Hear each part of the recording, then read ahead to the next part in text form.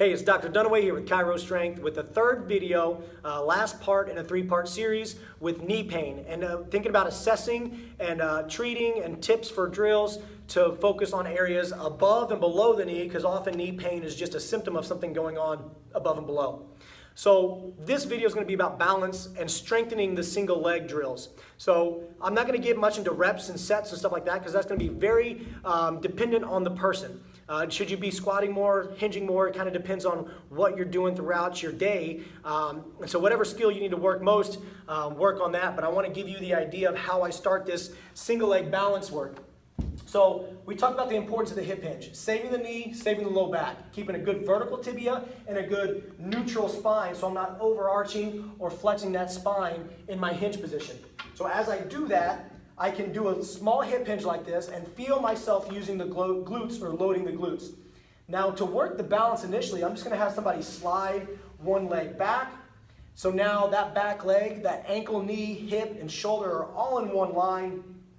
My knee is almost completely, or my shin is almost completely vertical. It comes forward a little bit, but I still feel that stress in my glutes and not my knee. I'll bring this down if I need to for balance purposes.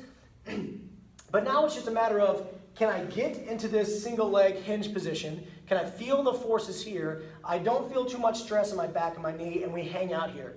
We use this as an isometric. So then we start to feel if this stress starts to leak into the back, we know that that's kind of where we're compensating. If this stress starts to leak into the knee and we start to lose that position, that knee comes forward over, or that knee comes over the toes, and we start to really load the patellar tendon and stuff like that, then we'll be able to kind of better understand where our movement pattern's breaking down. So initially, getting in a single leg stance, loading the glutes, hanging out for about 30 seconds. And once we have that competency, then I'll say, okay, hinge, slide the leg back, and slowly lift that back leg off the ground. And now we're going to work balance and try to do that same isometric, holding that good balance, continuing to load the glute, not the knee, not the back. And then once we have that, we go into the strengthening drills. We can bring one leg up on the back of a chair and work, trying to keep the vertical tibia, working some single leg split squats and developing strength in that position, doing single leg deadlift drills where we're really trying to work balance and strength in the single leg deadlift, single leg squats, step ups, any of these drills that demand single leg balance and strength, we start working those into the program, making sure that knee saving movement of moving from the hip, not loading that anterior knee is kind of what we're doing. So once that environment is there and we strengthen that movement pattern, again, any intervention that you take or try and get on the knee, whether that's acupuncture, massage, dry needling, all of that will work much better.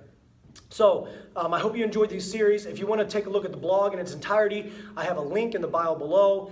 Any questions, shoot me a message. And like I said, I hope you enjoyed this. If I can answer any of your questions, let me know. And again, this is Dr. Dunaway signing out with Chiro Strength, saying don't just mend, transcend. Thanks.